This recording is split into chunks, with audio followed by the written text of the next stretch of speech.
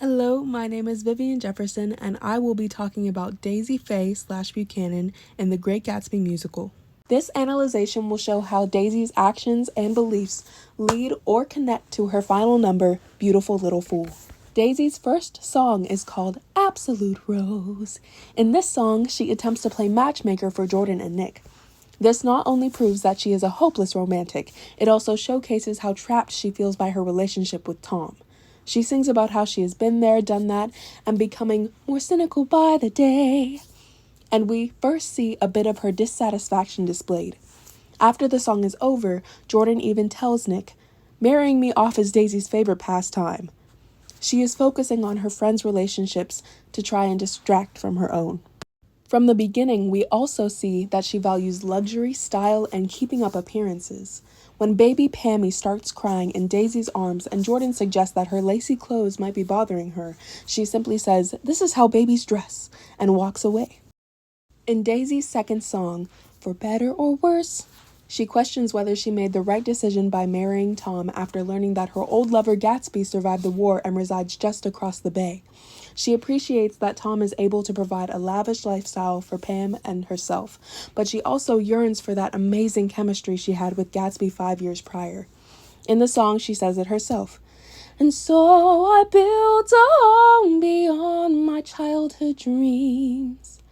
I built the perfect place to stay, locked away.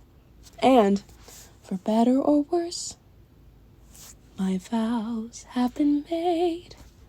I'm smart enough to know I could lose everything if I ever strayed.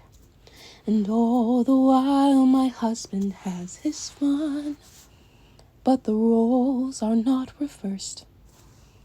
She resents the fact that even though Tom has been unfaithful to her multiple times, she could lose so much more because she is the wife and reliant on him.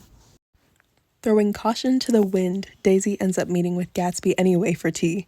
She didn't know that Gatsby would be there, but after tea she ends up with Gatsby in his mansion that was quite literally the replication of a castle. In his mansion, Daisy finds herself falling deeply in love with the grand abode and even deeper with Gatsby. Being with him brings her a sense of freedom. We now get to hear the song, My Green Light. In the song, Gatsby finally tells Daisy that his every action was motivated by the chance to get her back and restore their past relationship. And Daisy finally gets to tell Gatsby about how worried she was for him after the war, as well as how much she'd hoped he would come back even when trying to move on. Daisy then sings, "If I save you, would you save me too?" This is yet another lyric that supports the idea that she is unhappy and feels trapped in her marriage with Tom. Daisy pretends that she needs to take care of his sick aunt in order to sleep over Gatsby's. One morning, he asks her to come to the next party he's throwing, and she responds with, "A wife can't just go to a party without her husband." Once again, she shows she has restrictions as a wife. But Gatsby says to invite Tom. Daisy, Tom, Jordan, and Nick roll up to the party, and none of the crew are vibing with Tom, especially Daisy. But the night goes on, and Daisy has fun dancing and enjoying a wondrous musical performance. Tom tells her that they need to go to the Plaza Hotel in order to get her away from Gatsby, but not according to Tom's plans. The whole group, including Gatsby, tags along.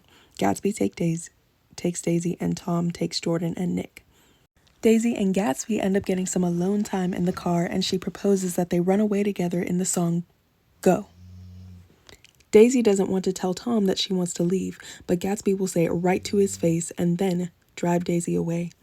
In Go, they sing, "We don't have to hide. You know that I love you. They'll see that it's over. Did I say I love you?"